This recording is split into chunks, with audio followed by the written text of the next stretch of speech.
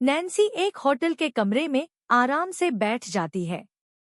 अपनी हरकतों को लेकर कुछ तनावग्रस्त और अनिश्चित सी लग रही है। वह अपनी घबराहट को शांत करने के लिए कुछ लेती है। खुद को आईने में निहारते हुए दरवाजे पर दस्तक होती है। गहरी सांस लेने के बाद वह उसे खोलती है और देखती है कि लियो ग्रांडे नाम का एक जवान और आकर्षक आदमी, जो उसकी बेचैनी का कारण है। लियो उसके गाल पर एक छोटा सा चुंबन देता है और उसके मनमोहक परफ्यूम की तारीफ करता है। नैन्सी तारीफों को अनसुना करते हुए कहती है कि 42 साल की उम्र में औरतों को अक्सर ऐसी तारीफ नहीं मिलती। लियो उसे यकीन दिलाता है कि वे खूब मजे करेंगे और शुरुआत के लिए एक ड्रिंक मांगता है। किसी भी उम्र के आकर्षक लोगों की तरह अपना गिलास उठाते हुए वह एक घूंट लेता है और कहता है कि यह अब पुराना हो चुका है, यानी वह नैन्सी की बात कर रहा है। जैसे ही वे हल्की फुल्की बातचीत शुरू करते हैं, लियो की बेतहाशा खूबसूरती नैन्सी का ध्यान भटका देती है, जिससे उसका ध्यान भटक जाता है। अचानक नैन्सी पूछती है कि क्या लियो उसके द्वारा अपमानित या कमतर महसूस करता है। लियो उसे विश्वास दिलाता है कि यह सब उसकी अपनी पसंद है, उसे इसमें मजा आता है और उसने कभी अपमानित महसूस नहीं किया। फिर वह नैन्सी की रात की इच्छाओं के बारे में पूछता है। नैन्सी बस उसके साथ रहना चाहती है। उसे डर है कि उसकी उम्र लियो को निराश कर सकती है। उसकी बेचैनी को समझते हुए लियो उसे एक छोटा सा चुंबन देता है और उसे दिलासा देता है, यह कहते हुए कि उसका तनाव असहनीय है। नैन्सी जिद करती है कि वे जल्दी से आगे बढ़े। लियो तर्क देता है कि इसमें कोई जल्दबाजी नहीं है और इसका आनंद लिया जाना चाहिए, और सुझाव देता है कि वे ज्यादा बातचीत करें। वह लोगों को आश्चर्यचकित करने में अपनी कुशलता का जिक्र करता है, लेकिन नैन्सी इसे असामान्य इच्छाएं समझ लेती है और निराश हो जाती है। लियो स्पष्ट करता है कि उसका मतलब संचार कौशल से था। नैन्सी को शर्मिंदगी महसूस होती है कि उसने पहले कभी किसी को नहीं खरीदा। लियो धीरे से समझाता है कि उसे खरीदा नहीं गया है। वह अपनी सेवाओं के लिए एक शुल्क तय करता है और वह उसे सहर्ष स्वीकार कर लेता है, इस बात पर जोर देते हुए कि उसका शोषण नहीं हो रहा है। हालांकि लियो को निराश करने की नैन्सी की चिंता अभी भी भारी है, क्योंकि उसे कभी ऑर्गेज्म नहीं हुआ है और वह मानती है कि उसकी उम्र में यह नामुमकिन है, जबकि लियो आश्वस्त है। नैन्सी ने 2 साल पहले अपने पति को खो दिया था और तब से किसी के साथ नहीं रही। लियो दूसरा होगा। उसे कोई उम्मीद नहीं है, यहाँ तक कि अगर लियो जाने का फैसला करता है तो वह उसे आधे पैसे देने की पेशकश भी करती है। लियो मना कर देता है, यह सोचकर कि वह अपने दिवंगत पति के साथ विश्वासघात करेगी। नैन्सी को लगता है कि उसने बहुत बड़ी गलती की है और वह दुविधा में है, क्योंकि वह एक प्राथमिक विद्यालय में धार्मिक शिक्षिका हुआ करती थी। लियो उसे दिलासा देता रहता है और बताता है कि सोने का समय हो गया है। गर्दन पर एक प्यारा सा चुंबन नैन्सी को बेहतर महसूस कराता है। अचानक नैन्सी रुक जाती है और कहती है कि वह कानूनी नीली गोलियां ला सकती है। लियो को उनकी जरूरत नहीं है। नैन्सी जोर देकर कहती है कि लियो को किसी ऐसे व्यक्ति के साथ रहने की जरूरत नहीं समझनी चाहिए जिसे वह नापसंद करता है। लियो का कहना है कि सराहना करने लायक हमेशा कुछ न कुछ होता है।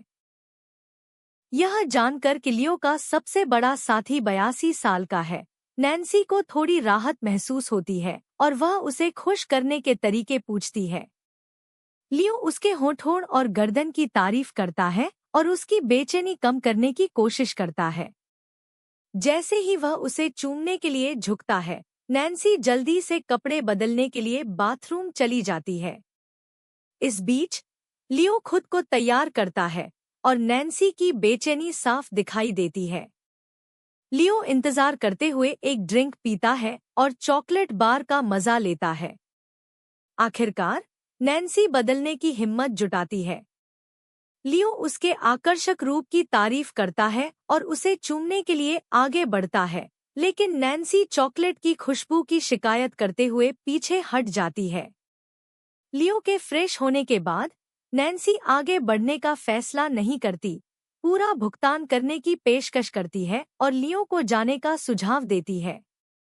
लियो को एहसास होता है कि समस्या चॉकलेट की नहीं है, इसलिए वह उसे दोबारा सोचने के लिए मनाता है, खासकर उसके लंबे समय से सोच विचार को देखते हुए, और आखिरकार वह मान जाती है। नैन्सी लियो से उसके पेशे के बारे में उसकी माँ की राय पूछती है, जिस पर वह बात करने से हिचकिचाता है। जोर देने पर लियो विषय बदलने के लिए एक तेल प्लेटफॉर्म पर काम करने की कहानी गढ़ता है, जिस पर नैन्सी हंस पड़ती है। फिर वह ज्यादा बातचीत करने लगती है, अपने बच्चों की नीरसता और अपने शिक्षण करियर की नीरसता पर चर्चा करती है, और ऐसा लगता है कि कमरे में उनके मूल उद्देश्य को ही भूल गई है। बातचीत धीमी हो जाती है और लियो अपने पति की ऐसी ही परिस्थितियों में की गई हरकतों के बारे में पूछती है।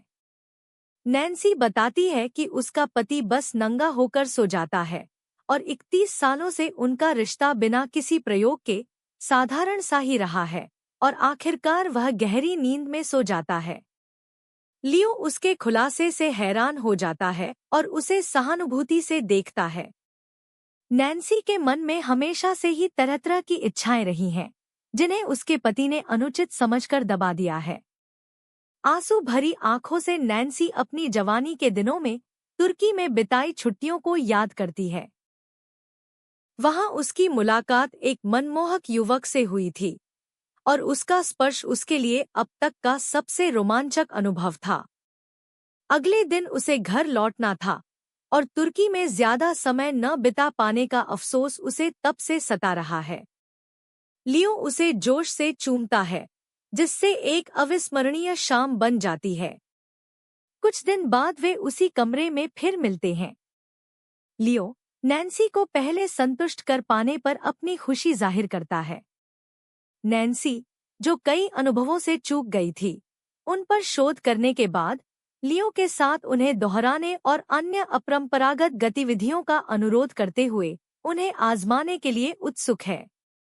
लियो उसे उनकी व्यवहार्यता का आश्वासन देता है, हालांकि एक ही दिन में उन सभी को आजमाने की उसकी महत्वाकांक्षा उसे भी हैरान कर देती है। लियो अपनी पूरी कोशिश करने का वादा करता है, और वे उसकी सूची के सबसे मुश्किल काम को निपटाने लगते हैं। नैन्सी सोचती है कि क्या उसे पहले अपने दांत ब्रश कर लेने चाहिए। लियो उसे समझाता है कि इसकी जरूरत नहीं है। फोन की आवाज उन्हें बीच में ही रोक देती है, और नैन्सी अपनी बेटी से बात करने के बाद तनावग्रस्त होकर वापस लौट आती है। लियो उसे शांत रहने और अपने स्वभाव के साथ चलने के लिए प्रोत्साहित करता है, और वे नाचने लगते हैं। नैन्सी अपने पति की सख्ती के बारे में बताती है और अंततः नए अनुभवों के लिए अपनी तत्परता का इजहार करती है। लियो उसकी मालिश करता है और वह उसे अपनी कमीज उतारने के लिए कहती है। उसका युवा सुडौल रूप नैन्सी को मंत्रमुग्ध कर देता है, लेकिन अभिभूत होकर वह उसे फिर से ढकने का अनुरोध करती है। वह स्वीकार करती है कि वह अपने रूप को लेकर असुरक्षित महसूस करती है, लेकिन लियो उसे उसकी सुंदरता का यकीन दिला देता है। वह एक रोल प्लेइंग परिदृश्य सुझाता है, जो अप्रत्याशित रूप से उसे परेशान कर देता है। नैन्सी अचानक लियो से अपना काम पूरा करने को कहती है। आहत होकर लियो बातचीत से पेशेवर रुख अपनाता है। नैन्सी रो पड़ती है, अपमानित महसूस करती है। लियो धीरे से कहता है कि उसकी मौजूदगी बातचीत के लिए ज्यादा हो सकती है, क्योंकि हर किसी की जरूरतें अलग अलग होती हैं। वह उसे दिलासा देता है और जोर देकर कहता है कि जब तक ग्राहक सम्मान से पेश आए, वह उनके प्रति कोई पूर्वाग्रह नहीं रखेगा। वह अपने ग्राहकों के किस्से सुनाता है, जिससे नैन्सी का हौसला बढ़ता है। तीसरी मुलाकात में, जहां नैन्सी को ऐसा लगता है जैसे वह गर्म पानी से नहा रही हो, वह ज्यादा निश्चिंत और आश्वस्त होकर लौटती है। वह अपने पति के साथ बातचीत की नकल करके लियो का मजाक उड़ाती है।